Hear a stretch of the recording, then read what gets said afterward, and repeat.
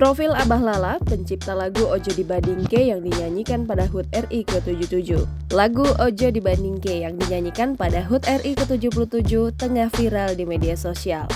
Lagu Ojo Dibandingke menjadi viral lantaran dibawakan oleh Farel Prayoga di Istana Negara. Farel Prayoga membawakan lagu tersebut sesuai versinya dengan lirik yang diganti. Farel menyanyikan lagu tersebut setelah upacara pengibaran bendera dilaksanakan. Lagu Ojo Dibandingke menjadi viral karena Farel membawakannya dengan ceria sehingga berhasil menarik perhatian publik. Pemilik lagu ini adalah Denny Caknan yang diciptakan oleh Abah Lala. Penyanyi cilik asal Banyuwangi itu sukses tampil di hadapan Presiden Jokowi dan pejabat lainnya. Terlepas dari itu, Abah Lala pencipta lagu Ojo Dibandingke juga tengah menjadi sorotan. Abah Lala berasal dari Boyolali, Jawa Tengah. Selain lagu Ojo Dibandingke, Abah Lala juga menciptakan lagu berjudul Gede Roso dan Aku Sing Berjuang. Dinukil dari berbagai sumber, Abah Lala memiliki nama asli Agus Purwanto. Ia merupakan pemilik grup hiburan atau orkes Melayu asal Musuk di Boyolali. Riwayat pendidikannya adalah lulusan SMK Negeri 8 Solo dan dilanjutkan ke perguruan tinggi di Institut Seni Indonesia Surakarta dengan program studi Padalangan.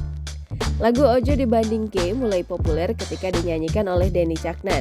Kini semakin melejit seusai video Farel Prayoga mendadak viral di media sosial. Tak hanya Presiden Jokowi, beberapa pejabat lainnya seperti Prabowo Subianto juga ikut tergoyang dalam acara tersebut di Istana Merdeka.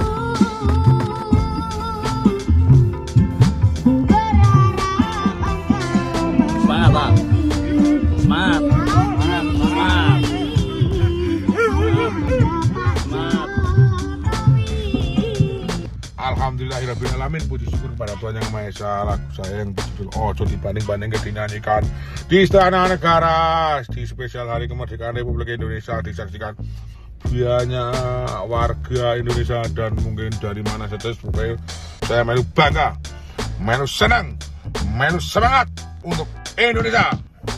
Jos!